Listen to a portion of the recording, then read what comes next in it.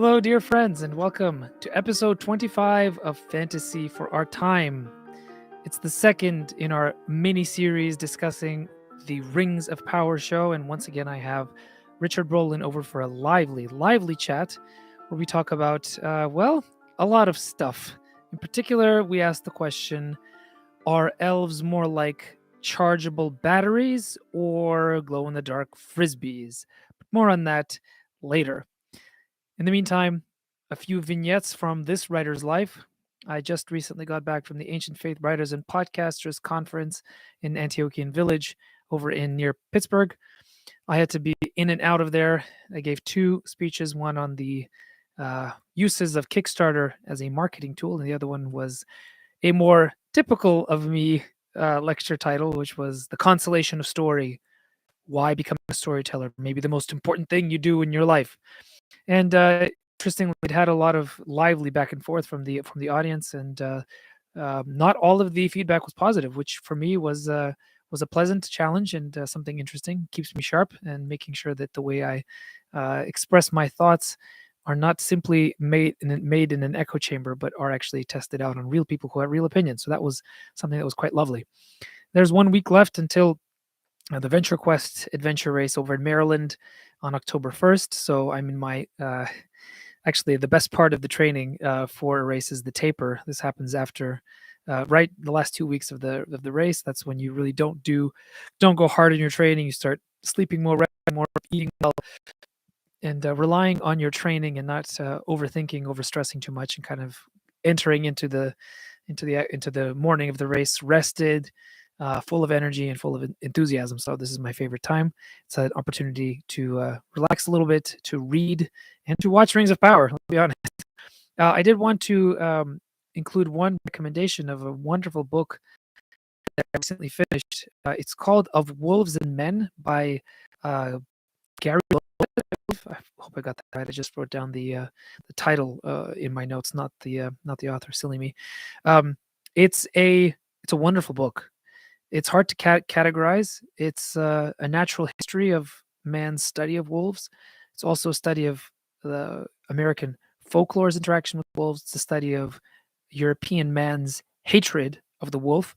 And it's also a study of literature's enduring fascination with the wolf, all the way from the stories of Romulus and Remus to the great wolf Fenris in the Twilight mythology, to the wolf story of Jack London. A fantastic, gorgeous book that for a writer of fantasy and a reader of fantasy is an interesting companion to anyone who loves to figure out how really good world building can work. And for the writers in the audience, definitely something to read, just so you can really begin to understand how it is that human beings relate in history and folklore, in legend, and in literature to the natural world, and how that proper kind of relationship can inform your own creation in your own fictional world. Absolutely wonderful book, highly recommended. But that's enough for me from my personal life. Let's move on and start the conversation with Richard, which was a good one. Hope you enjoy.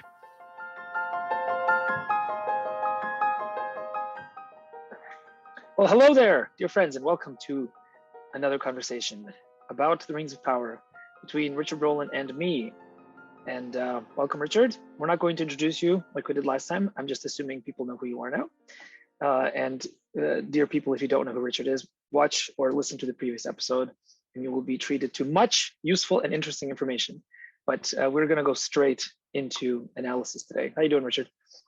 There's a storm within me, and it wants to speak Tempest. to your manager. Tempest. Oh, sorry. There's a tempest within me, and it wants to speak to your manager. Yes, fair enough. Oh dear. All right. So today we're talking about episodes 4 and 5 of the Rings of Power. There's been some interesting feedback already to the first episode that we've done. Much of it has been actually quite encouraging. Some of it has not been, which is to be expected. But to be fair, I was ready for it to be angrier, and it really wasn't, which probably means that my reach isn't all that extensive. Let's be honest. Well, I've always felt that like if you're getting kind of like 50-50 feedback, then you're probably doing okay. It's like, yeah. Well, considering the half the internet, people you're probably doing really well.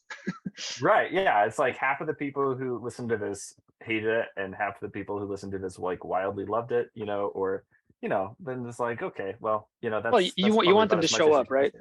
Yeah. Right. I mean, and that's yeah. And we're not the kinds of people who, and this really is a phenomenon, and more and more people are making a point of this. The YouTuber whose only existence is to angrily critique things, even whether Right. the person likes it or not. Right. That is the form of entertainment now. I used to think that these people were well, intentioned in the sense that they wanted the larger the community of filmmakers to just do a better job. No, I actually think they're quite happy that things are the way they are, because they are now the entertainment, which is an interesting, I suppose, state of affairs. Very postmodern, very odd. Kind of meta. Yeah. Like commentary as entertainment or something like that. Yeah. Something like that. Yeah. I'm not sure how I feel about it, but yeah. So lots of stuff is happening in this show, episodes 4 and 5. Plenty of things to talk about. Both of us, I'm sure, are bursting at the seams with our desire to inflict upon you. I'm sure there is going to be there will be things that we miss, dear listener. Oh, for sure. There will be things that we miss. But yeah, a lot has happened in the last 2 episodes, or not very much has happened in the last 2 episodes. It's like a little both. It's like both at the same time. Both at once. Yeah. Both at the same time. Yeah. Certainly some interesting revelations and developments, especially as of episode 5. Yeah, which may not mean anything ultimately. Right. Yeah, but some things that I have be in my bonnet about, as it were, and me too. I really liked. So if we can just talk about to begin to praise Caesar, not to yes, I agree. So Elendil's helmet. Okay. Yes, totally agree. Was it was the first time watching the show, which obviously we've talked about how beautiful it is, how great the set design is, all this different stuff. Elendil's helmet was the first thing in the show that made me catch my breath. And I was like, oh. And like there was this moment, like as he's standing on the deck of the ship, and it wasn't like a slow-mo moment. Right. It wasn't a moment that they were trying to make you feel like was a moment. Yes. They do that with which Galadriel. They do a lot. It's super annoying, and I hate it. And they do that, for instance, when Galadriel steps on the boat, and we're supposed to be like, oh, look, it's Galadriel. She's in armor now. This is a big moment, right? But right before that, when Elendil is on the ship, and he just like turns around to look at his son, and he's in the cloak, and he's got the big winged helm and everything. Yeah. And there's this moment where I just like felt like that's a sea king of old. Like that is exactly what he is supposed to look like. That is beautiful. And I thought that was for me, that was like a genuine moment of delight. Yeah. So kudos. So they do happen. People see they do happen. Yeah, I'm not, it's and the thing is, like, I want to find things to be delighted in. So the thing that I really like about the helmet is that what it really looks like is not just that it's not just cool that it's winged, but it looks like the completely useless but very awesome to look at wings that Polish cavalry in the 16th century wore all the time. But miniaturized, properly formed, and stuck on someone's head. It's brilliant. I assume that we have all heard the Winged Hussars Arrive song, like the metal song. Yeah. I don't listen to metal, but I know that song. I that was actually one of the first thoughts I had. Is like, ooh, Winged Hussars, but also, like this is a genuine like attention, little bit of detail from the actual lore, right? Is that later on the crown of the reunited kingdom in Middle Earth is going to be that Aragorn wears, for instance, is going to be this winged helmet from Numenor, and it's supposed to be like the one that Elendil had. So that was great. I thought that was just a really nice piece of detail, and it was, if there's one thing that did bug me almost immediately after, when Galadriel steps on the ship, she's wearing like Renaissance era Italian plate. Yes. And the grognard part of my brain said, wait a minute, why is everybody else in like late Dark Ages or like Scale Ancient mail. Migration Yeah. scale mail, and she's in Renaissance era plate? If Numenor had, and she didn't bring that with her, because we all remember she showed up to Numenor in her shift, right? So she didn't bring that with her, which means that Numenor has the ability to craft Renaissance era plate. Yeah. And they're choosing to wear scale mail. Why isn't everyone wearing that? Like, but anyway, I understand that I'm one of the only people in the world who's going to be bothered by this sort of thing. Well, you're not. Don't forget, Richard, that this was a major point of contention when the Return of the King came out. There was a lot of conversation about this. I don't know how young you were at that point. No, I was involved in those conversations. Okay, all right. I was very irritated by all of the men of Gondor wearing plate armor that then, a single hit from a tiny orc mace and they're just down. That scene at like the running fight in Osgiliath, and it's like, ooh, single hit from an orc mace and you're just down on the ground. And like, what is the what? But anyway. and for those who are like, wait, what's the problem? I reference you to the conversation I have had previously on this podcast with professional reenactor Christian Cameron, who has explained that a properly made breastplate, you can drive a car over it and it'll be fine. Yeah. Okay, so yes, I had one moment of delight in episode 5 as well. I had several in episode 4, but since we're talking about episode 5, let's talk about and we can go back and talk about episode 4, which I thought was the strongest episode so far. We will for sure. But I actually really liked the Harfoot song. I thought it was really nice. The melody was great. It was not so. It's very hard to write melody that's simultaneously folksy and not saccharine. It's very difficult to do. And even for all of my worshiping at the altar of, figurative speaking, of Howard Shore, he did not always get the singing parts right. There were one or two songs in the original trilogy that I thought were slightly discordant, that didn't quite do what he wanted them to do. This one, I loved it. Okay, so I really liked the melody. I liked that it embodied them very well. It sounded Irish. So if you're gonna go that the Harfoots have Irish accents, then you might as well go whole hog and just give them an Irish ditty, which is great. I like it. It's fine. But the thing that really made me happy is that in the process of me enjoying the beautiful music, they did something that they should have done about 5 times over the course of this series so far, and that's compress time and space through the through montage, by using a map and by using the song and by using short images and short scenes to give us a sense of time and space passing, because honestly, really not that much has been happening at all in the whole, well, certainly now with the Harfoots, but in a lot of the subplots, there's not really, you could stick all the stuff that's happening into a single episode. So I really appreciated that they did it. It was a very nice way of showing the map so that we remember where we are, we see where we are. It was artfully done. I liked it a lot. Yeah, I also enjoyed the song. Now, the songs you just like from the Jackson trilogy aren't Into the West with Annie Lennox singing, is it? Because no, I love that one. That one's the best. We would have to come to blows if that were the case. I actually heard they did a Lord of the Rings what do you call this? Like a Lord of the Rings live here in Dallas once, and so like with the whole orchestra where they show the movie and the orchestra. So they show the movie, but instead of like the soundtrack from the movie, you have a live orchestra playing the soundtrack as the movie that's awesome. goes. And Annie Lennox sang Into the West. Come on. It was one of the great moments of my life. Are you serious? Yes, that's amazing. I was just one of the great moments of my life. So anyway, like if that was the case, I was no. Okay, that song, I can't listen to that song without tears coming to my eyes. Man. In total seriousness, it was just okay. All right, just as an aside, what a great song. So I also enjoyed the Harfoot song, and the thing that impressed me is that they managed to work in some like lyrics from actual Tolkien poems.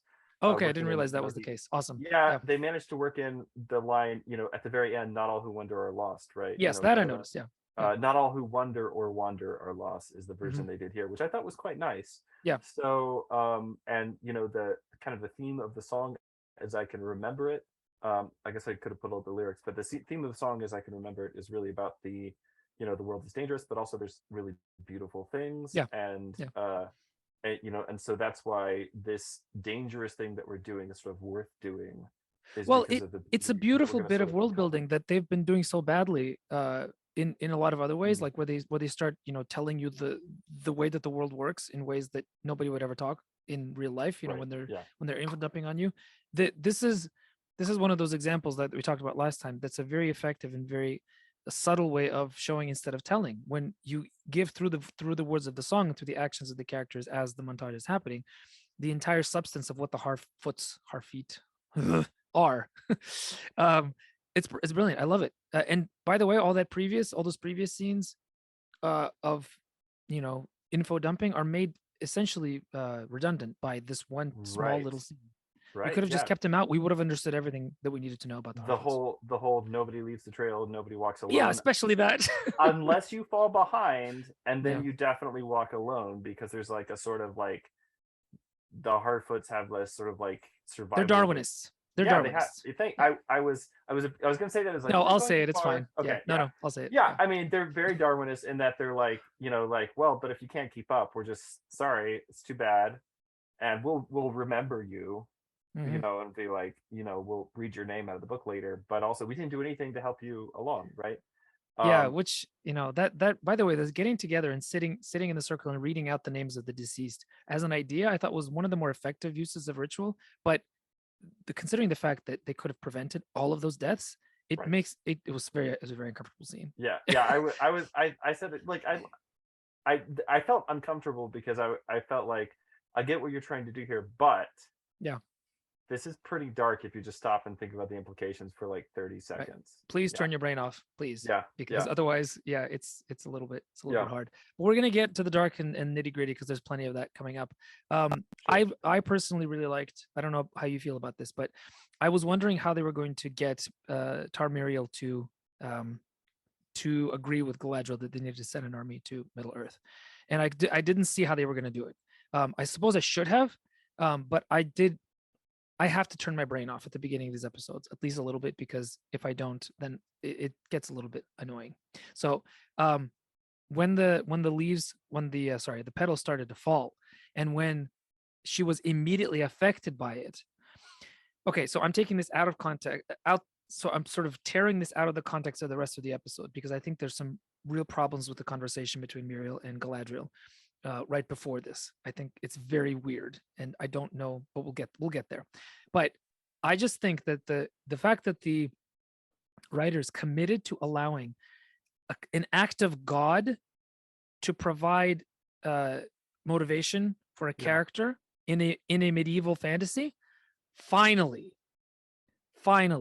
somebody in modern times was allowed to do this, because even in historical fiction of anything like from Wolf Hall to anything set in the Middle Ages nowadays, everybody has to be a believer, but only in quotation marks, and any act of God is always understood to be either accidental or believed only by fools, right? And the smart people look at this with skepticism and will never take an act of God to be real. I hadn't actually even thought about that in Wolf Hall, but you're totally right. Yeah, well, and rest in peace, the author of Hilary Mantel. She died today, actually.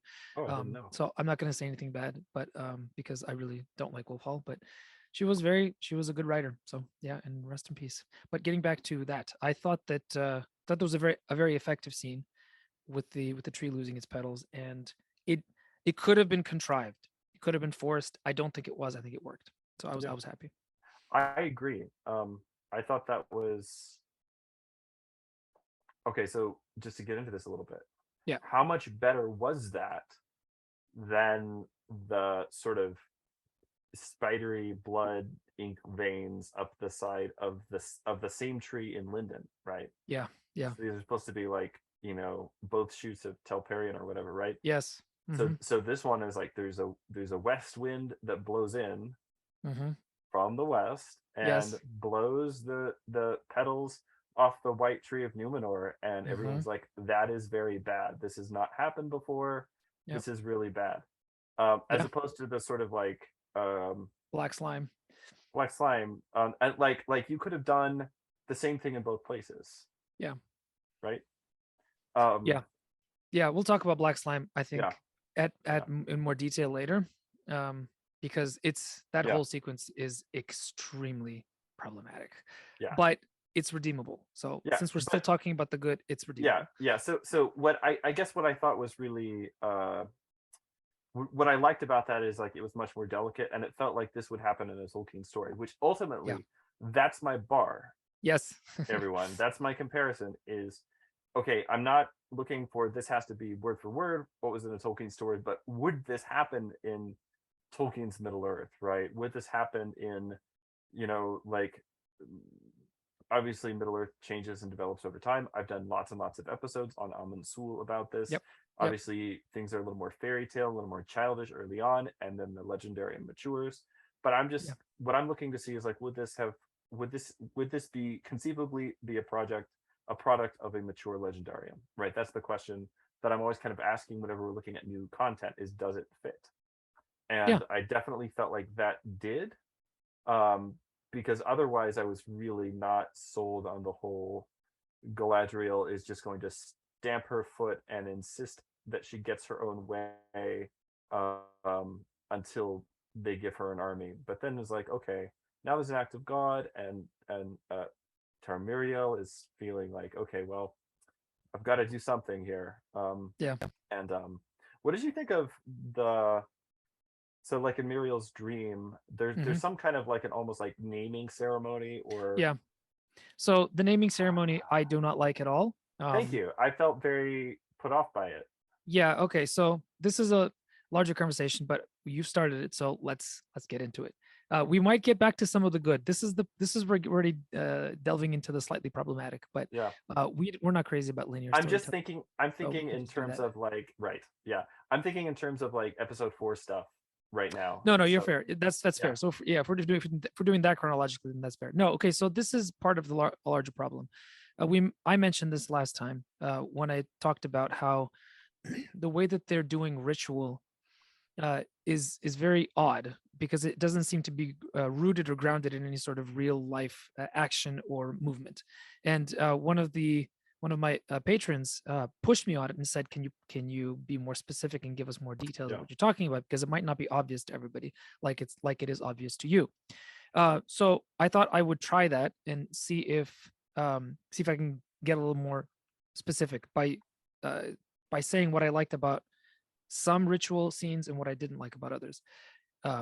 So the problem is that this is a problem of worldview. I think this is a problem that is talked about in that New York Times article that we referenced last time, that everybody needs to read if you haven't read it yet. It's the title is very easy to remember. Please don't make a Tolkien cinematic universe. It's one of the great headlines by a pretty serious Tolkien scholar. And it's clear that he wasn't just let in as the kind of token. I can't do it. Not today. It's been a long week, but it's not like the New York Times is trying to check a token box there. He knows what he's talking about, and it's part of what he says. I don't want to quote it here. I can later if we want to, but basically his point is that it's very difficult for anybody to have the kind of internal makeup that Tolkien had, the extreme depth of knowledge, of just being absorbed in a worldview that is about as diametrically opposed from ours as you can possibly be. A point, by the way, made a lot right now by a lot of very intelligent people, including Jonathan Pageau, and including Eugene Vodolaskin, who has 2 articles in First Things that I just recently reread on. They're called The Age of Concentration and something like the New Middle Ages, I think. Oh, neat. I'll have to look for those. You absolutely have to. Such a big fan of his books. He's incredible, but he's not just wonderful as a storyteller. He's a very profound thinker, and in those stories, he makes it very clear that right now there's a shift happening. The shift is happening away from the Enlightenment sort of me first world of the pleasure principle of the individual as self-made God, but we're still in there. We haven't passed out of it yet. So he's predicting that we're going to pass out of it, just as Jonathan Peugeot talks about re-enchantment and things like this, right? But we're not there yet. And this show, I feel, is like it's trying to do both, or not on purpose. Like it exists in both worlds, and it doesn't exist in either one very firmly. So I honestly, I don't know. It'd be really interesting to get to talk to the showrunners, to talk specifically to them about their religious worldview, in a setting that would be safe for them, because I haven't seen anything on it anywhere. Nowadays, you can't talk about religion because it's just as dangerous and awful as talking about politics, right? Or possibly even worse. Because my sense is that I think they are men of faith to a certain degree, but the faith that they have is not a faith that is rooted in a ritualistic sacramental form. I could be wrong, but it doesn't seem to me like that's the case, because all of the rituals that the good guys do, there's an idea behind it, and they try to pick one single cool way of embodying that idea that would suggest a more that would suggest something above it that they were reaching towards, right? So it doesn't provide a deep underlying stratum for the formation and the sanctification of mundane action. So it's like they're trying to reach up, but without being rooted in the ground in any way, shape, or form. Like trying to build a building without a foundation, right? No. Trying to build a tower towards heaven without properly founding it on the earth. And I think this might be a larger problem with American Protestantism in general. I don't know. I'm not an expert, but it does seem to me to be the case, especially if I am an expert. And yeah. Yes. Yeah. Okay. So fine. Okay. We'll just go there. if the audience that doesn't know, I was an evangelical pastor for 8 years before we became Orthodox, and trying to fill in those gaps, right, in exactly the way you're describing, is what led me to the church, basically. Yeah. So they don't, by trying to create our own rituals for things, right? And at some point you have to say, well, it's not very intellectually honest in me to like try to reinvent the wheel on this stuff. So. Well, that's the point. And I'm not saying that they're being intellectually honest or something like this, because we don't have a sort of right. And I didn't mean to imply a store of just, rituals from Middle Earth that we could right. So it's not like they're breaking lore. But we have a couple of things, including what is the relationship of the Numinorians to the sea. Yes. Like and the way that is embodied. And there is a particular ritual which we have some descriptions of, where they sort of make this offering to Uvienen in order to not Uvienen, maybe, anyway, they make this this offering to the Lady of the Sea so that she will protect them from Osi's wrath, from the storms and the jagged coastlands and all these things as they're sailing. And it's when they cease to do that is part of the sort of downfall as mariners. Yeah, no, and clearly it's not just facing the sea and barking out some bizarre. Is always right. Yeah, I mean it's not even a prayer, for goodness sake. There's nothing there. But of course the other ritual that you can immediately think about is, yes, the Men of Westerness. Noel, thank you. Is that one scene in The Lord of the Rings where they turn to the west and have a moment of silence, right? Or where they're giving thanks. But that's actually Uienen is the name of Osi's spouse. It just all right. Eluded me for a second there. That's okay. The same thing happened in the last episode, by the way. So those of you who are listening to these back to back, this is just the way the medieval mindset works. We repeat things again and again because they are important, and in the repetition, we are saying something important about the cyclical, or rather the helical structure of time and the world. But we can talk about that later because that's important too. Okay, so the ritual of the Men of Westerness in Ithilien is exactly an example of how you could do it well, because it's very simple. There's not much you have to do, but it is rooted in actual real life movements, actions, and realities. It's connected to the most mundane thing of all, which is of course also the most sacred thing of all, eating together with other people in love at a table. Right. So this is what's missing. And the naming ceremony is just the presenting of the baby and people cooing at it. That's it. And I know it's a dream, and it probably it's supposed to be a little bit odd, but I didn't think like they were creating a false ritual there. I think they messed it up. I think they were trying to do something that was ritually significant because the queen, the queen regent takes the baby in her arms. That in itself is a good thing. But everybody's sitting around and it feels like a baby shower. So okay, that's fine. But can we? Okay, so that can be the stratum, the underlying stratum from which we then build the thing, because you have to have reverence. You have to have words that establish some kind of resonance between earthly action and heavenly reality. You have to have something that raises the mundane upwards, right? So it's like they're doing, they're not quite able to get it. It's not rooted enough, and it was definitely a big miss for me there. And that baby shower vibe, I think that hits the nail on the head, because the whole origin of the baby shower is a sort of like evangelical replacement for a christening, right? Yeah. Which is supposed to be a time that your family comes together, people bring gifts for the child, people come together and sort of commit to be, obviously more is happening, obviously, but one of, at the very basic community level, the people of your parish community are coming together to invest in your life and the life of your child, and to say, we're here for you, and we're going to be, and this is when the child, the child is, in some cases, this is when the child is named, right? So identity is conferred upon them. Obviously, they're brought into the church, all these different things. Okay. But when that gets taken away, when that sacramental aspect of things gets taken away, what you have left is the baby shower, which, by the way, men don't typically go to. And I did notice this was like an all-female setting. Yes, right? It was. Which is weird, because the role of naming is a fundamentally masculine role. Mm-hmm. Yeah. Right. Or like it is in traditional cultures.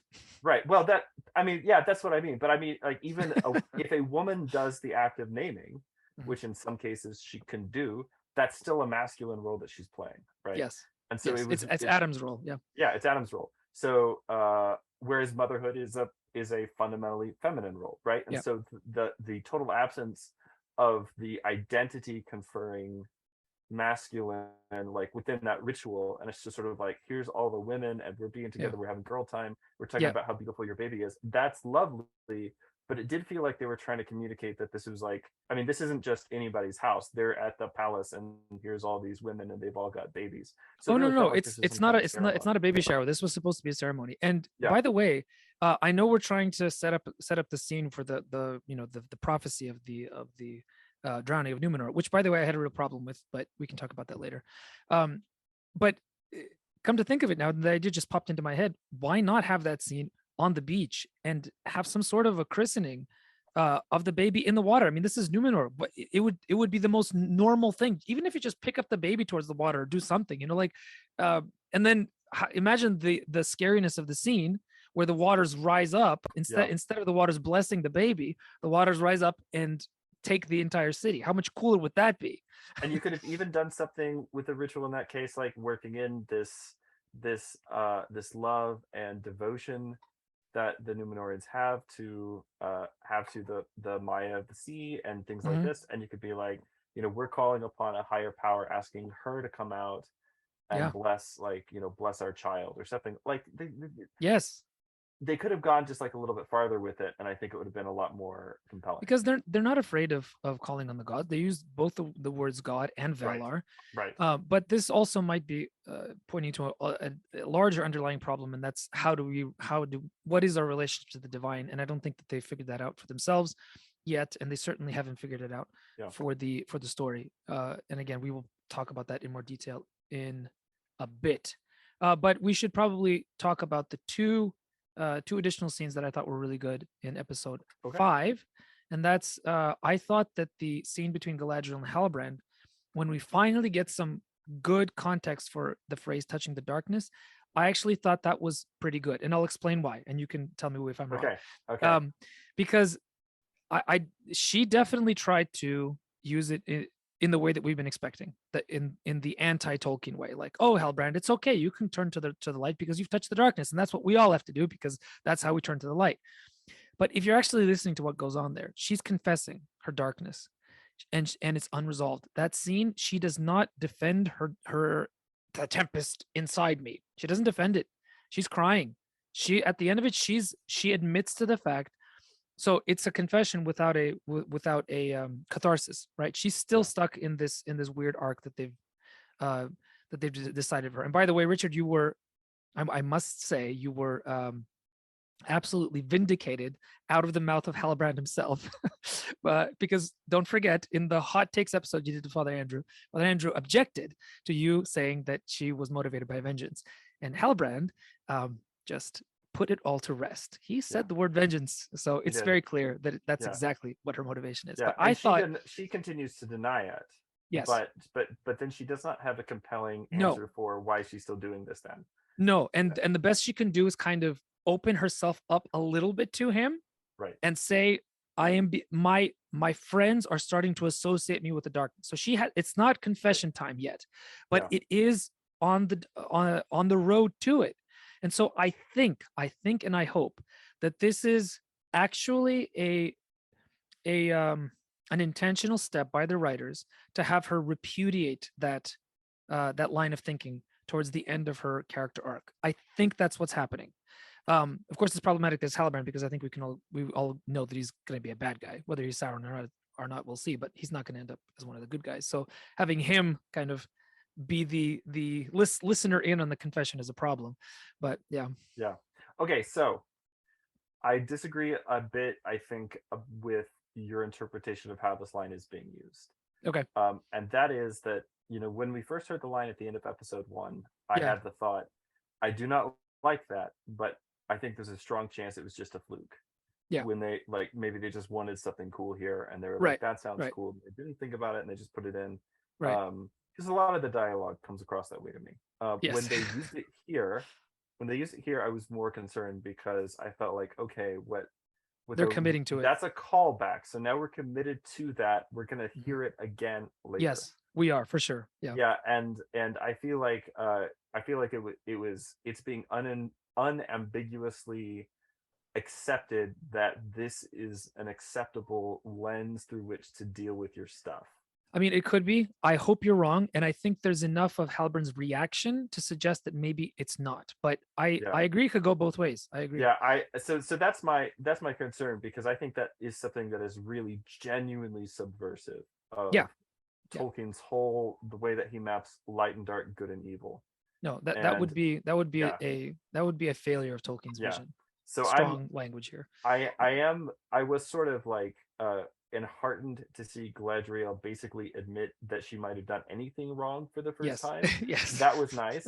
And at this point, this is, I mean, I'll just say, at this point, this character is not Galadriel. No, she's not Galadriel in the Legendarium. She is some other character. Yeah. They're doing some other thing. Yes. And I don't want to continue to beat the dead horse of why I dislike this portrayal of the character Galadriel so much. So yes, I'm already on record. Yeah, I'm already on record about that. But I think it's interesting, because I think as the show goes on, it's a fairly well recognized fact, though. Even a lot of reviewers who were initially super positive about the show, this character, 4-5 episodes in, I mean, there have been some really harsh critiques coming from like Forbes and places like this, looking at it and saying, actually, this character is the big weakness in the show. Yeah, so I saw that actually. Yeah. So I hope that the writers, I'm glad to see like more general recognition of that, because I hope the writers take that into account for season 2. And I mean, they're aiming for 5 seasons if it doesn't get canceled. So they still totally have time to turn this around. And I hope that this moment was the beginning of that for this character. Me too. One of the things that I did not like about this scene was that it came across as kind of like I don't know how to call this, but like a struggle off. Like it was like a little bit of a contest to see who's been victimized the most. Who's suffering more? Yeah. And it's when Galadriel says, well, here's all the things I've lost and all the things I've suffered, that Halbrand finally softens to her, because she sort of wins the I've suffered the most contest. Yeah. And this is something that I hate it in the real world. Yes. I hate it. I think that it is objectifying, and I think that it so that was something that kind of bothered me about just the tone of the scene. Well, it's simplistic. It's simplistic character motivation. It's simplistic writing. It's emblematic of a larger problem that they have with with things of depth, they don't seem to be able to pass on that reality is nuanced. They want, it's almost like they want everything to be said in a single slogan. Like the whole thing is just, it's Right. Yeah. let's reduce it to its most basic thing. And in that same vein, I really hated, there was one line in this that almost made me throw my computer and break it across the wall. And I just hate when this happens, and it's been happening a lot in modern, in recent last few years writing. And that's when she suggested that the fact that she used him might be inferred by others that he was using her, which means it's because you're a man and I'm a woman. I'm like, come freaking on. Are you kidding me? She's not a woman. He's not a man. What are you doing? First of all, she's an elf. She's so much older than he is. I mean, it's wrong on so many levels, but it passed really quickly. And it's almost like somebody forgot to edit it out because it's so jarring compared to everything else. And it doesn't, that sort of thing doesn't happen in the rest of the episode. I thought the implication there was more like, well, you're the one who stands to gain from this because you'll get a kingdom out of it. And so that's what it should have been. But the way she said it was entirely, you're a man, I'm a woman. This is how everybody's going to be looking at it. Right. Yeah. But I will say I liked the moment where like he's working in the forge. Obviously, this dude from the Southlands, greatest smith magically makes a sword in 5 minutes.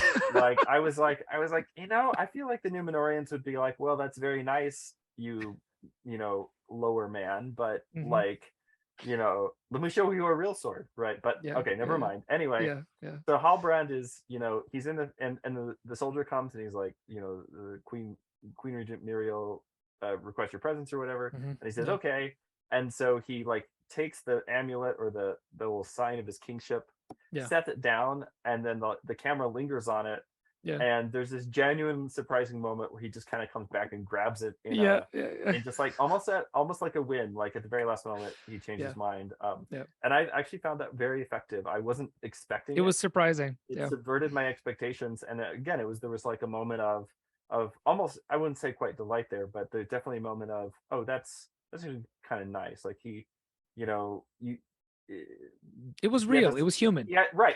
Because it felt like the conversation he had with Galadriel earlier actually had time to sink in. Yeah. Like a real person would like, you wouldn't just change your mind instantly. It would take some time for something to sink in. And I thought that was a nice way of showing us that, but they didn't tell us in a heavy-handed way, right? Yes, it's like they're learning as they're going through the episodes. I don't know, it's really interesting. Go ahead, Richard. You want to say something? Except that.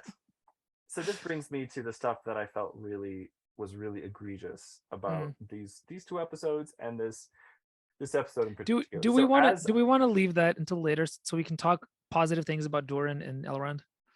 Okay, yes. That Durin and Elrond is actually a nice segue into the thing that I'm currently frosty about. So all right, let's do that. Okay. Yeah. All right. Yeah. So I thought Durin and Elrond, this whole in episode 5, I thought the exchange between them, I thought the conversation, the level of writing in the conversation was very high. I thought that what they were able to do with that friendship by suggesting, not telling, was very profound. And not, regardless of what Mithril actually means, which we'll talk about a lot. And boy, do I hate what they did. But we'll get there. And also it's notwithstanding that Durin has a foul mouth, which I really take objection to. And this be on the record. I'm sorry, that was absurd, uncalled for, and extremely un-Tolkienian. And guys, listen, all right, you should never ever allow yourself the luxury of that kind of a low laugh. That is pathetic. That is just pathetic. But let's move on. Everything else about it, it was brilliant. These two actors are doing a really nice job. You really get a sense that they respect each other, that the characters respect each other, that this is a grounded relationship. That initially it seemed to me that the offense at Elrond was a little bit strained. Yeah. I understand the 20 years and all that sort of thing, but it felt a little bit like they needed to manufacture a problem so that they could overcome it. Right. But having done that and having allowed it to happen, this It's was a been very good natural enough. way to do it. Yeah. Yeah, it's been good enough since then. Yes. Yes. To Yeah. forgive the initial Let the me. initial misstep. There's a child crying. Can I just check Yeah. it real quick? All right. Go ahead. Sorry. One moment. Yeah. So yeah. Anyway, I thought it was a great scene. A really wonderful moment. I thought all the Elrond Durin, like the Moria stuff in episode 4 was great.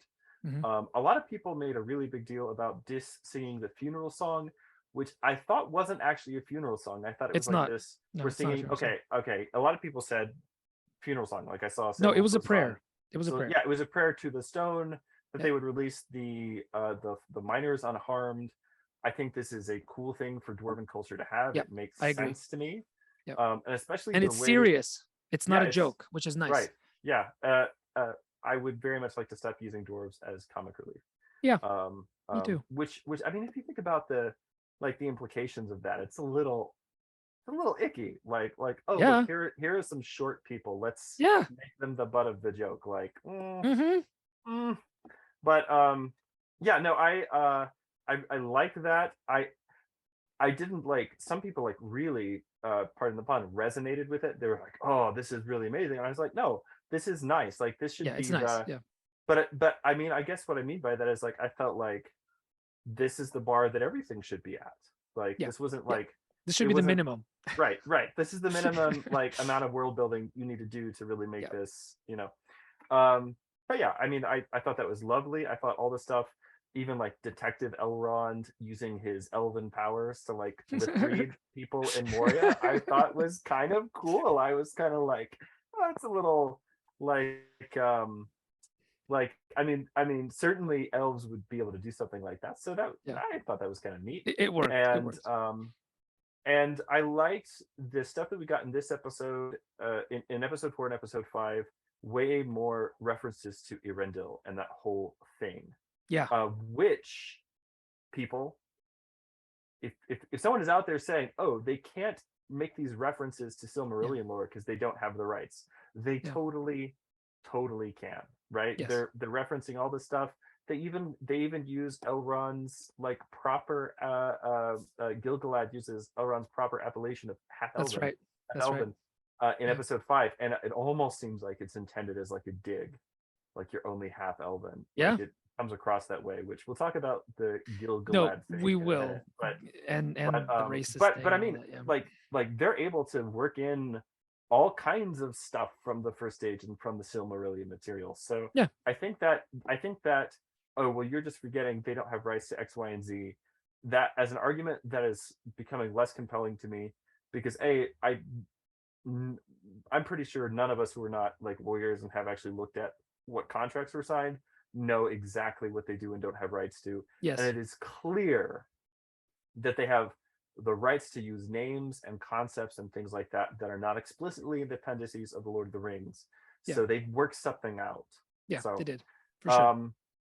So yeah, I liked all the Moria stuff in episode 4, and I know that one of the questions we had last time during the unrecorded Q&A portion was what did they find at the heart of the mountain? And you remember somebody said, do you think it's a Silmaril? And I said, no, it better not be a Silmaril. It's definitely Mithril. Well, apparently they did both. Yes. And boy, am I. All right, let's go. Go for it. Okay. Go all right. for I've it. been restraining myself this whole time. Go, okay. go. Okay. Okay. So.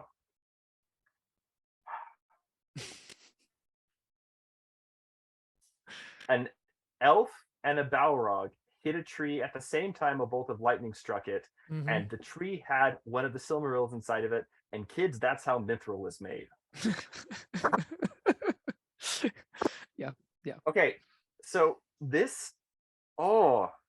so first of all, the one of the things that scene had that really felt jarring to me was the CGI. Yeah.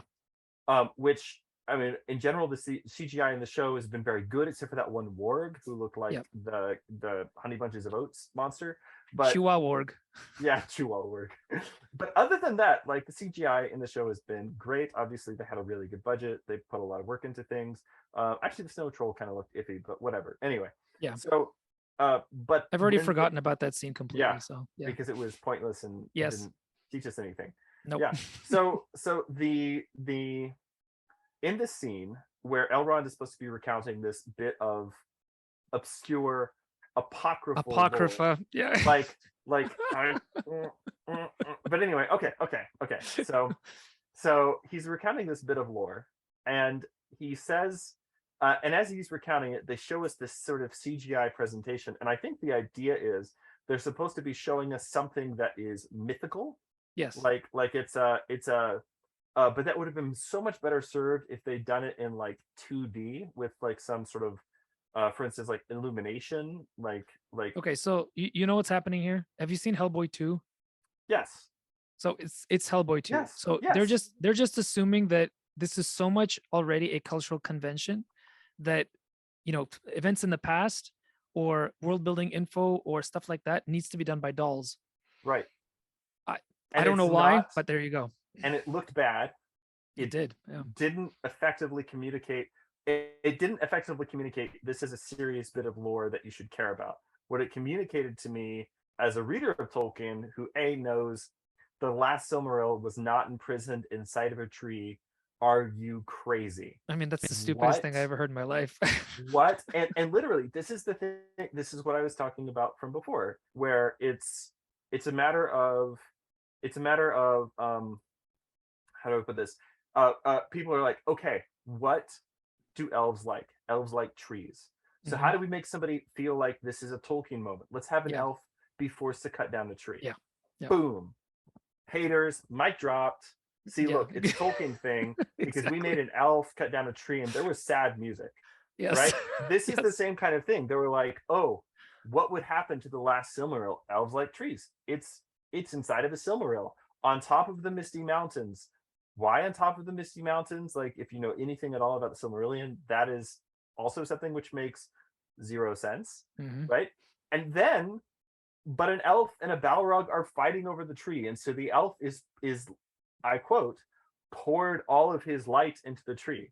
So it's like, okay, elves have a mana bar that's got this much light in it, and if I use the light, the mana bar goes down. Yes, it does. Which is a weird gamification of the relationship between elves and light in the legendarium. Like, really strange. Yeah. And he's pouring all of his light into the tree, and the Balrog, he's pouring all of his damage per second into the tree because this is World of Warcraft now. Yes. And then right at the moment that they're both pouring everything into the tree, lightning strikes the tree, and kids, that's how Mithril was made. And if you, man, I mean, the reason this is upsetting to me is because there are several places throughout the show where it is now very clear that they have chosen to change or ignore things that Tolkien wrote. Yeah, existing lore, right? In some cases, really deep, beautiful pieces of myth, really beautiful, complex characters like Galadriel as she is written, right? They've chosen to ignore those things in favor of this stuff. Okay, but then my question is, why would you then, having set that stuff aside, replace it with a sort of what I'm going to call myth light, which I don't get credit for that. I was talking to my friend Reno today, and he's the one that used that phrase. And I said, yes, that's exactly it. It's a sort of a myth light. You took something of real substance and weight, and you replaced it with a sort of like myth light, and then added in some Game of Thrones light machinations that you kind of worked in around it. And so instead of the complexity of the world and the subtlety of the world and everything, instead of that being present in the world building and in the story that you're telling and in the mythology, right? This really beautiful, complex, wonderful, very verisimilitudinous mythology that Tolkien gives us. We set that to the side and we replace it with this kind of myth light. And then to make up for the fact that now we've dumbed everything down to kind of it's a certain level, we mix in a bunch of, well, actually, everybody is manipulating everybody. And this is why I hated episode 5. Like I said, episode 4 so far, high point for me, has the most even writing of any episode for sure so far. Had a lot of wonderful moments. Episode 5 is basically about everyone is manipulating everyone else. And there was even an article that came out about this in CNET, I think it was, today, praising this fact. Are you praising the serious? fact that yes, and it literally said, Wow. finally we have Tolkien characters who are shades of gray. That is Oh, literally Lord. what the article says. Yeah, Is okay. that Well, this finally person has never read Tolkien, clearly. well, yeah, first of all, the person has never read Tolkien, but is basically the point is finally Tolkien is more like Game of Thrones. Why? Because everybody is manipulating everybody else. And this Yeah. brings me to the heart of my frustration. We'll set aside the terrible lore for a second, right? We'll get back to it. Don't worry. Yeah, we'll come back to it. But this brings me to the heart of my deep frustration with this episode, which is the portrayal of Gil-galad and the elves. Yeah. What we find out is that elves are snobby, they're racist. Yes, they're racist. That's exactly right. Yeah, they're racist. They're snobby, they're racist, and Gil-galad and Celebrimbor, like it's all just been they're manipulating Elrond, who is at this point the most decent character in the whole show. Yeah. Right? Which being a huge Elrond fan, that doesn't make me upset. Okay. Sure. Like, sure. Yeah, like I like him so much, I've forgotten about his haircut. Like that's how much I like very this character. True. Me too. That's how much I like this character. But and here's the thing. Here's the bizarre reason that they give for what's the point of all of these manipulations. Here we go. The point of all of this is, and I typed this out when I heard it because I thought it was so bizarre. So elves are light bulbs. No, it's worse. Elves aren't light bulbs. Elves are glow in the dark frisbees. There you go. So because oh man, where is this line? Okay, here it is. This is so bad. It is so bad. It's one of the worst lines I've ever heard. It's so bad. This is almost word for word. Yeah. Celebrimbor talking to Elrond says, Elrond, I have tested it, talking about Mithril, under every conceivable test. Nothing diminishes its light. We believe that if we can obtain vast quantities, enough to saturate every elf in the light in the light of the Valar, then it could be our salvation. He doesn't.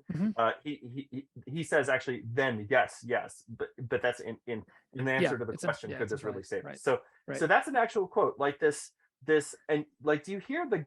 I said this wrong. I think earlier. Maybe it's on an episode of Amansul when I said I didn't like how they had sort of like scientified the magic. Yes. But that's not what it is. It's they gamified the magic. Yeah. Okay. Right? Very good. They gamified the magic. So if this is World of Warcraft, or heck, if this is Dungeons and Dragons, which by the way, I am like on the record probably more than anyone cares about now, like as somebody who enjoys tabletop role-playing games. I got a cease and desist email like for Amansul, like, could you please stop talking about tabletop role-playing games now? Are you serious? No, yeah, well, it's fine. Like some people, like it's just not their deal. I get that, but it's an important part of the way that I engage with story. So but in a game, like you have to have like things make like represented mechanically in a certain way. So it's a magic system thing. Right. As a player, you need to be limited to what you can do, over certain time increments, whether it's daily or hourly or whatever. So then you would have like so many spells per day, or you would have, in like a game like World of Warcraft, you would have like so much mana, so you can do this many cool special abilities, and then your mana runs out. So, and that is what they did with the elves. They tried to take one of the most mysterious things in the Legendarium, which is the fading of the elves, and basically narrow it down to elves are running out of mana, and we have until next spring to replenish our supply. And if we don't, then we just evaporate. And that's craziness. It's just insane. It's insane to suggest that these immortal beings could just could have their soul like hissing out of a puncture in a tire. I mean, and there is certainly a sense in some of the stuff that Tolkien writes that the elves do fade, right? Because their time in Middle Earth is ending. Yeah. And the way that I'm sure that this is a setup. But the fading of the elves has everything to do with the rings of power being tied to the one ring.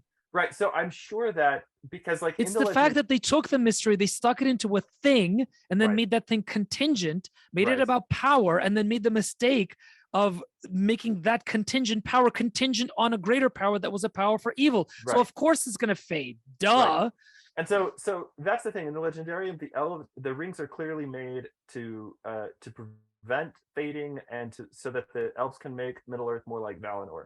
So my assumption, and I don't know why I'm assuming this, because I cannot accurately predict what the showrunners are going to No. do next. No, you can't. But I feel like this is a setup for here's why we need the rings. It's another for sure. way. No, I agree with you with that. Yeah, so I assume that's the setup, which that itself I don't hate. Like the we are fading, and our choice is either stay in Middle Earth or go to Valinor. But if we stay in Middle Earth, we're going to diminish, so we need to make these rings.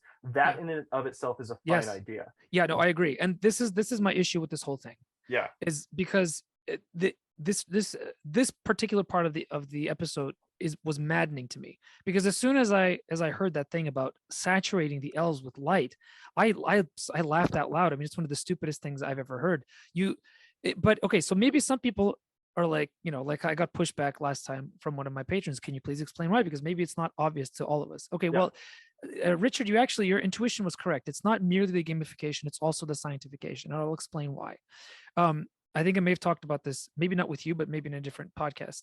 The reason that fantasy readers and fantasy fans expect this sort of thing is not only because of the popularity of Dungeons and Dragons, because let's be honest, it's kind of a niche. It's not, not the majority of fantasy readers do not necessarily play Dungeons and Dragons. There's a lot of them that do, but it's probably not a majority if you consider the popularity of the genre as a whole.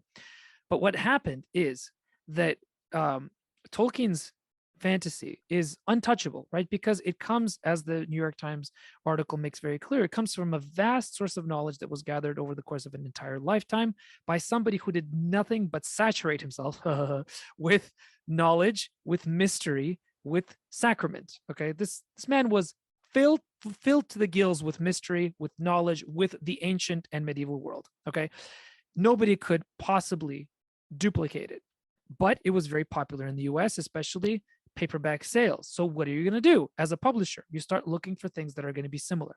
And some things existed, some things didn't. They tried to make Mervyn Peake, Gormenghast into the second coming of Tolkien. It didn't work because it's very bizarre and strange and difficult to read for a lot of people.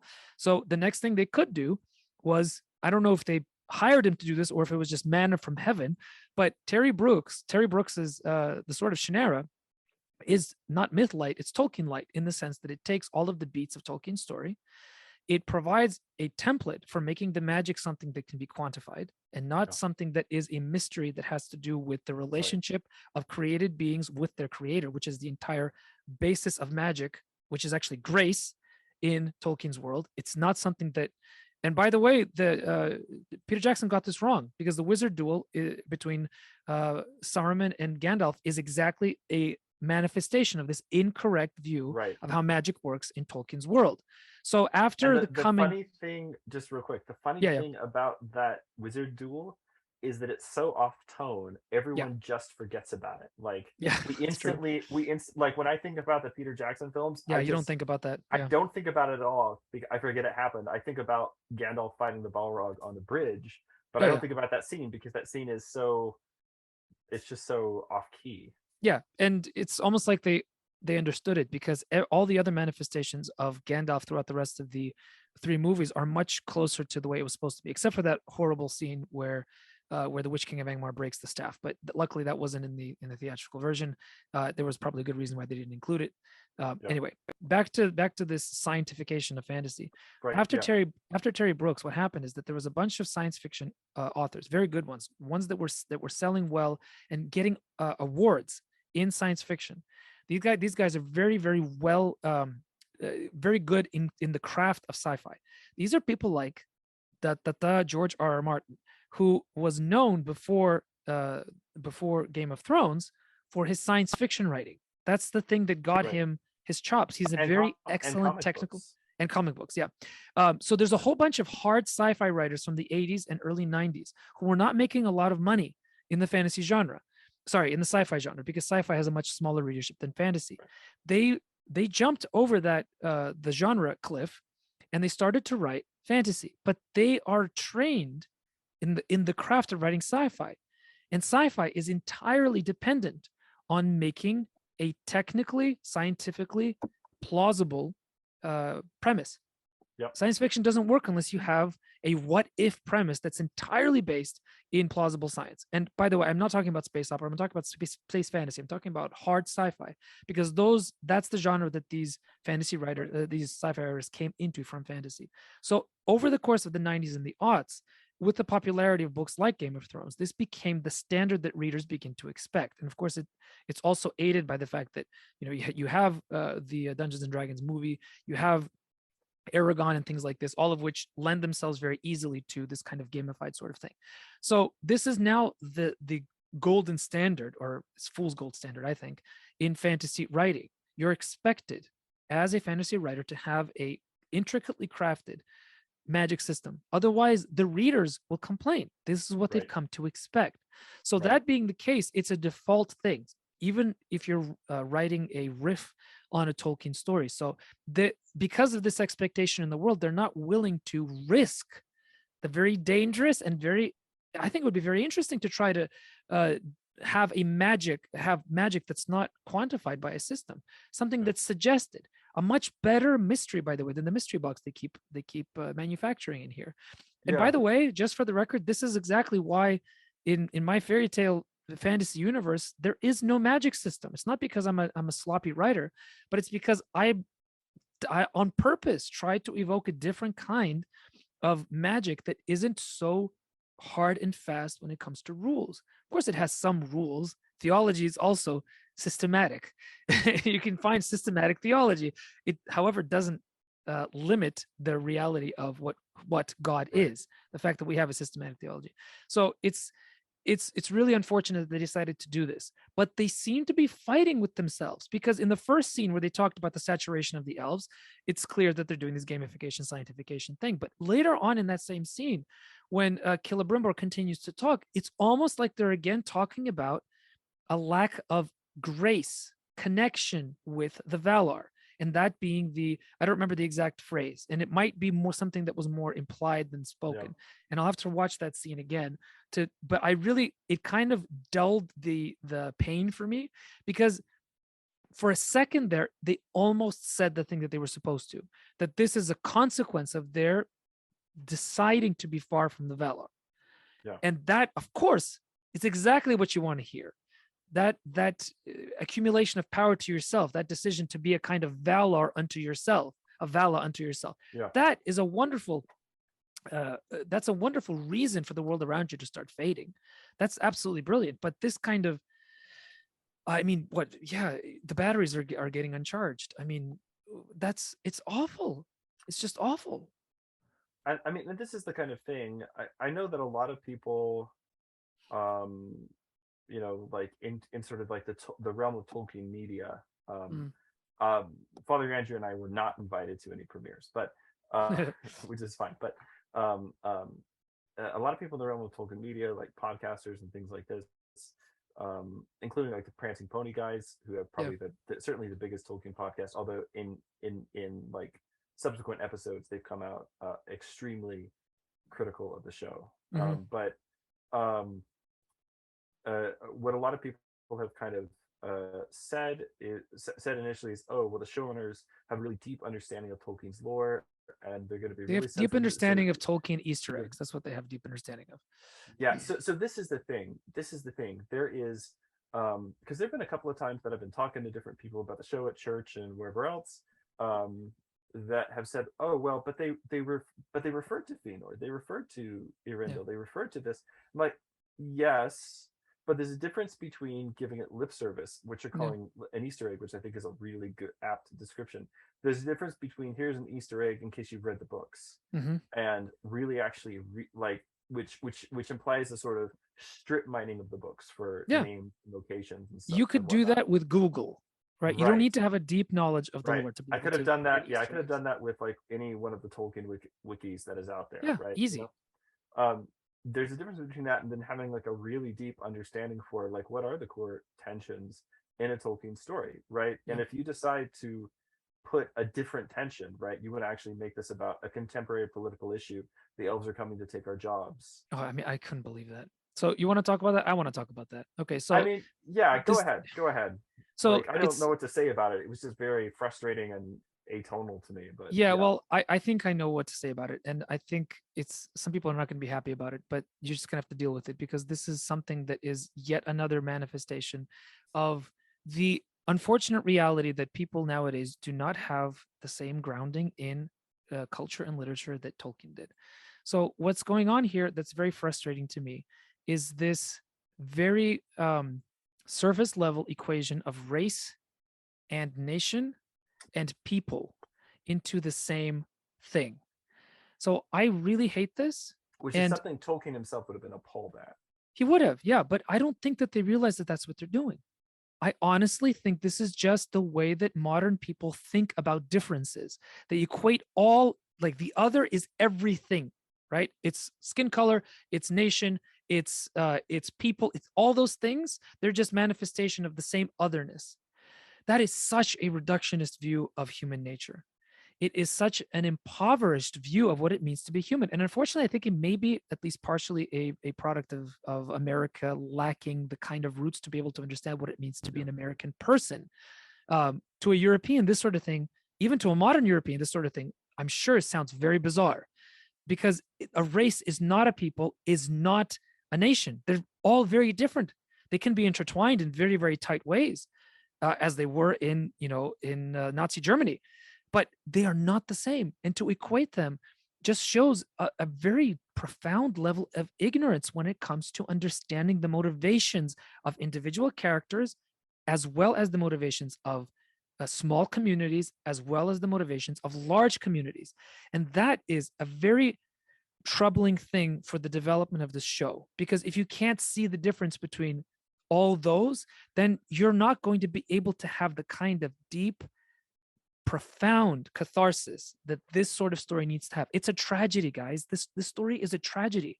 It's about expressing extremely deep human realities, profound human realities, nuanced human realities, and having different ones that are equally profound and nuanced coming up against each other in ways that become difficult for the characters for the people in the audience to withstand, and the characters in the story as well, which leads to the kinds of conflicts that lead to tragedy, to individual people making very bad decisions that then end up in the deaths of large swaths of people.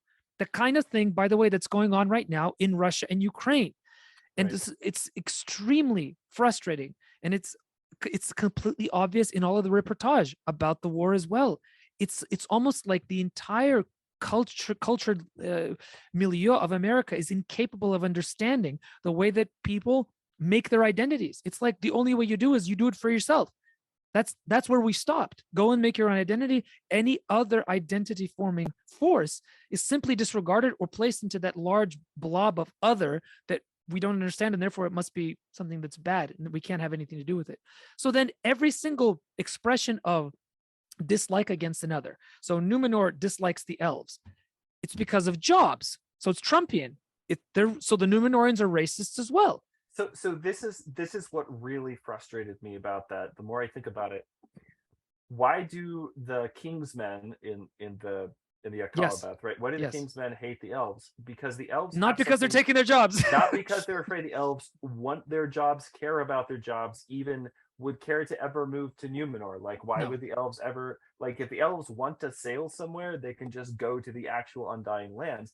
And that's the thing the Numenorians are upset about. Yes. They're not allowed to sail west, right? It's envy. It's deep envy. They have been elevated, but they have been denied immortality. Yes. And they feel like, and to the point that they feel like it would have been better if they'd just been left alone by the gods than be elevated but not taken up all the way, right? So that's and of course, like, what does Tolkien say in the Waldman letter? That what's the legendarium about? Among other things, it's about death, right? And the problem of death, which Tolkien felt very keenly. Of course, living through the largest losses of life in human history in the First and Second World Wars, right? This is something that he felt very keenly. This was really important to him. And both showrunners were talking about it before the show came out, that this was an important aspect of how they wanted to tell their story. So you would have thought that one of the most obvious aspects of the heart of tension, or the tension at the heart, rather, of Numenor would be about immortality. but it's not. There's nothing about it. They didn't even mention it yet. Right. It hasn't been mentioned a single time. It's all about, well, we can't let the elves control us. But why? We don't know why. And that whole thing Yeah. about how what the danger was about going Tar Palantir's way, and how we can't go that way because what? Because of they're afraid of January 6th happening in Numenor? Was that it? Yeah. She was afraid of an insurrection in the palace. What? That's what it sounded like. Like, but you guys are Numenor. You're above this. This is your concerns are deeper. They're more dark. They're more frightening. They're more important than this nonsense. And the thing is, like, as a storyteller, you always have this option of, do I just try to say something to the current moment, or do I try to say something that'll be timeless, right? And part of the reason that Tolkien hated people allegorizing the ring to be about the atom bomb isn't because the ring doesn't have important things to say about the atom bomb, because it does, of course, but it's because he saw what he was doing as being beyond just an allegory about a current political moment, right? And that is like, and so you had the showrunners had an opportunity to do that, to talk about one of the great themes of the legendarium, one of the most timeless themes that you can deal with in literature, right? This problem of death, and what do we do with it? I mean, how much of our lives as Orthodox Christians is centered around that problem and how Christ answers it, right? For sure. So they had the opportunity to do that, but they decided instead to just like make a really flat, a really tone deaf statement about current politics instead. And so this is the thing that really frustrates me about the portrayal of Numenor in general, is that visually it is beautiful, it is stunning. It's gorgeous. There's a lot of implied world building that I really, really like there. But everything they're doing with the actual situation in Numenor is totally predictable. It feels totally contemporary. So it's very clear Tarmiriel is insert here, and then Ar-Pharazôn is Trump. He's right? clearly Donald Trump. Right. Yeah. Right. Like, and that's what we're gonna get. And that is, to me, more than anything else. We were talking about this before the recording started. Like, I'm not upset about this. I'm disappointed. Yeah. Because like, you didn't have to do this. It's not like you were painted into a corner and you had to make this choice because I didn't have the rights to this, that, or the other thing, or something like that. Like, this is a clear choice on the part of the showrunners. They want to tell a story about Numenor that is different than the story that Tolkien told about it. And again, for whatever reason, and I'm not sure what the reason is, because there doesn't seem to be a good reason for it, to be honest. Right. And so, as readers and as viewers, we are well within our, let's say, rights, or well within our remit to take a look at this compared to Tolkien, and then just say, there's a deviation here. Is that an improvement or is it not? And they've done a lot of things in the show that I enjoy. I'm definitely going to finish watching the season, but this really disappointed me. There's a lot we could talk about more, and I think we're going to leave the other points that we put into our outline for another episode, because we've been going for a while now. But I do want to end on I would like to, let's definitely start out talking about the Southland story and the puzzle box thing next time. Yeah, for sure. Hopefully there'll be more information about it, because at this point we can only speculate, and it is too bad that also the stranger and the stuff that he's doing, like, we didn't get to any of that stuff. But again, this episode gave us very little, and hopefully the next two, well, for sure the next episodes have to give us a little more, and hopefully it'll be more than a little. But there's one thing I want to say, and this is something I just want to throw out, and not necessarily for comment, just to think about. Maybe we can talk about this in future episodes, and also for my listeners to think about. And that's the brilliance of Tolkien's Lord of the Rings, is that he did a wonderful job of introducing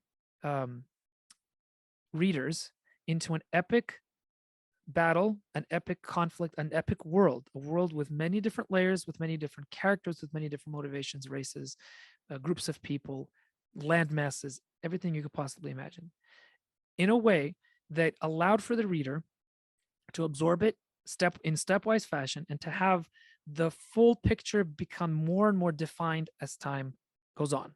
So for the first few books in Tolkien's division, we are almost completely in a single point of view, with a single motivating quest, a single journey, a single group of people. In fact, we start with completely localized in the small community of Hobbiton. This is not an approach that is, again, talking about the way that fantasy novels work these days. There is a preference because of George Martin, because of large epic fantasy novels that are, door stoppers, to immediately go and build the world from multiple perspectives, multiple points of view that fill in the gaps from multiple points over time. There is a certain interest and a certain excitement about doing that because you're able to see more immediately, and readers especially. And in the printed medium, this works very well because the reader is challenged by the author to come up with world building details that the author hasn't provided yet. Right. So then we had the entire J plus S whatever stupid thing in Game of Thrones, the theory about who Jon Snow was before it became obvious in the show. Everybody had figured out who Jon Snow was based on the world building and suggestions of the author. It's something that's very gratifying to the reader. It's also something that you can't do in the visual medium because the visual medium doesn't allow for implication. Everything's right in front of you, right? So the only kind of implication you can have is by putting in stuff in the background, and you'd have to stop the image, and as some people do, looking for Easter eggs. If you want to tell the kind of epic sweeping story that they're trying to tell here, I think that, and this is my personal opinion, I don't insist that this need be the case, but I think this story would have been much stronger if it had followed the storytelling structure of something like the French, British, American version of War of the Worlds, which is in its third season. It's a modern retelling of the H.G. Wells classic. It's a very finely crafted, very dark, very difficult to watch show that does this. It starts with several characters, but all of those characters are in the same situation. They're in the same predicament. They're in basically the same world. And the only reason that you have the different perspectives is to give character motivation to individuals so that you can have more to feel when the danger begins. So that makes sense. But none of these characters are in different worlds with different world building elements. They're just human beings in the world that we know. And very slowly, like inch by inch, they start to find out more and more about this extraterrestrial threat. And the extraterrestrial attack happens when they know nothing about who these extraterrestrials are. It just happens. And it's devastating and frightening and extremely effective because you don't know. And of course, you wouldn't know if you were inside that world. So if they had decided, the showrunners, to choose one or two or several characters in a specific place, whether that were the Harfoots or whoever, I think the Harfoots would have been a natural choice. And then slowly throughout the season, move them out into the larger world, just like Tolkien did in Lord of the Rings, it would take away some of the problems of nuance that we're seeing here, because the showrunners have to stick a bunch of stuff in within the first 2 episodes to set up the premises and the problems that the characters have immediately in 4 or 5 different places. And it's very awkward. There's a lot of info dumping, world building kind of stuff going on. It doesn't work. And one of the reasons why episodes 4 and 5 are so much better is because we have fewer, we leave out some of the stories in some of the episodes. Episode 4 didn't have any Harfoots, for example. And which I thought was very strange. Yeah, well, because they couldn't fit it because there's too many stories. Right. Yeah, that was one sense I was like, oh, you guys have too much material. Yeah. Which is not all totally necessary. Like you should, if you have like 4, is it 4? Is that how many main plot threads we have? I haven't counted them. I think it might be 5. Numinor, let's say Galadriel, Elrond, Harfoots, Durin. Durin and Elrond are kind of the same story. Sort of. Yeah. Yeah. So I guess 4. So like, yep. It's 4. So each of those things, So it's, I don't know, that's a lot. Yeah. Anyway, continue. So I mean, there's not much you can do with this information. This is just me kind of wishing that they had done it somewhat differently, because it would have been, I think, a much more effective way of telling the story. So if I can put a plug here for something I think is really, really good. Mm-hmm. Michael Drought, who is again a very respected Tolkien scholar. He's the one that wrote that "Please Don't Make a Tolkien Cinematic Universe" article for the New York Times. He also has done most of the lore and world building for the Lord of the Rings online MMO.